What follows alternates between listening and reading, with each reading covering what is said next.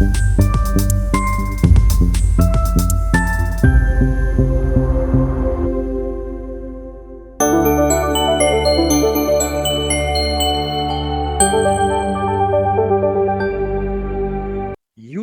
is the world's most widely used nitrogen fertilizer.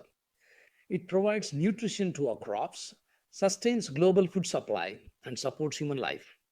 Urea has 46% of nitrogen and is the most nitrogen rich fertilizer available.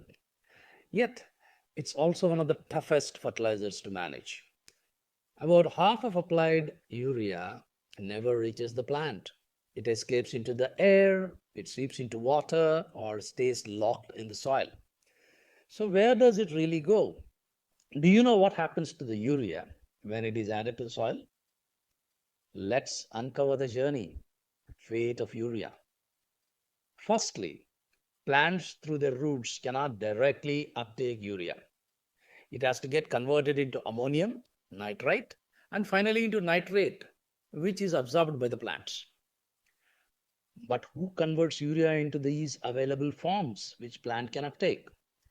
It is the microbes, mostly bacteria, actinomycetes, and fungi. If these microbes were not there, urea might not reach the plant. Imagine a hungry plant with food in front of it in raw form. The plant cannot take it. It needs microbes working as nanocooks to convert urea and provide it in a form which the plant can uptake. Let's unravel how urea is converted before it becomes available to the plant. So, once urea is applied to the soil, it dissolves in the moisture and reacts with a natural enzyme called as urease. The enzyme urease is secreted by microbes. This biochemical reaction transforms urea into ammonium carbonate. Soon after, ammonium carbonate breaks down into ammonium carbonate ions and hydroxyl ions. The hydroxyl ions temporarily raise the soil pH around each urea granule. Then the ammonium ions turn into ammonia gas, which escapes into the air. This process is called as volatilization. Volatilization contributes to 20 to 30% of losses of nitrogen into atmosphere in an indirect form. Targeted application of urea just 5 centimeters below the surface at the root zone can cut volatilization losses by 20 to 45%. The ammonium that stays behind becomes food for a special group of microbes known as nitrosomonas and nitrobacter. These two microbes perform the process of nitrification.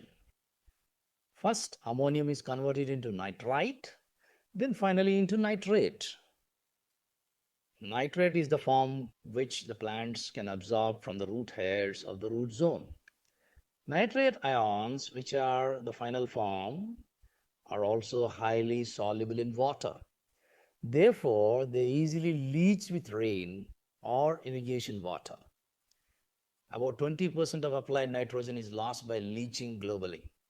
Leaching contaminates groundwater, causes eutrophication of water bodies, leading to unwieldy growth of algal blooms, and also affects human health. Nitrate rich water can cause blue baby syndrome in infants. Another challenge is in waterlogged or oxygen poor soils where generally rice is grown. The nitrates undergo a process called as denitrification, where nitrate is converted back into nitrogen gas along with nitrous oxide. While nitrogen gas is largely harmless, nitrous oxide is greenhouse gas, which is 265 times stronger than carbon dioxide. Hope by now you would appreciate this complex process which happens when urea is added to the soil. But primarily, the fate of urea depends on the soil's nature, its texture, the pH, organic matter in the soil, moisture, and finally the temperature. For example, clay soils hold ammonium longer and reduce losses. The soils with sandy texture lose nitrogen quickly. However, the key is the presence of microbes, which thrive on organic matter added to the soil. The organic matter may be in the form of farmyard manure or agriculture waste plowed back into the soil or green manure, crops, etc. Many times we also hear that soil organic matter in India has fallen from the ideal 2% in 1950s and 60s to around zero point 0.2 to 0.3% presently. And these humongous change or fall of soil organic matter has happened in the past 7 to 8 decades when the use of chemical fertilizers has increased exponentially. So, if the organic matter has come down so drastically, the microbial population must have also come down. Globally, nitrogen use efficiency of urea is just 30 to 40% with the ideal mix of organic matter. Imagine this efficiency with lower organic matter and lower population of microbes. This low efficiency causes economic losses to the farmer in terms of suboptimal yields and also contributes to the climate change in form of release of nitrous oxide, which is a potential greenhouse gas. But all this can be changed with knowledge and precision. Can we replace urea? Yes, to some extent, but not totally. We do not have an alternative in the existing situations, but we can use it in a smarter way. And what can we do? We can add organic matter to improve the microbial balance in the soil. We can use coated urea or slow release urea in split doses. We can apply liquid fertilizers which supply nitrogen, like urea ammonium nitrate, which reduce losses of nitrogen by 50%.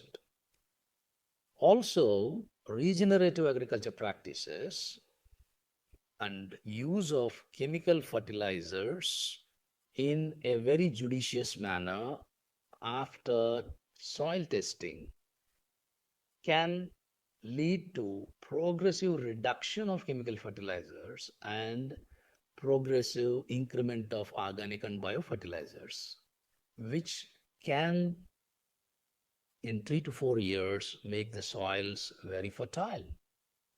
When managed wisely, urea nourishes the plants and does not promote pollution. The true value of urea depends on how we manage it. Every granule has the power to nourish or the power to pollute. So, without microbes, we know that urea is useless. So, it must be mandatory to combine use of microbial fertilizers and organic matter with urea. This will also make government subsidies provided to make urea affordable more worthy.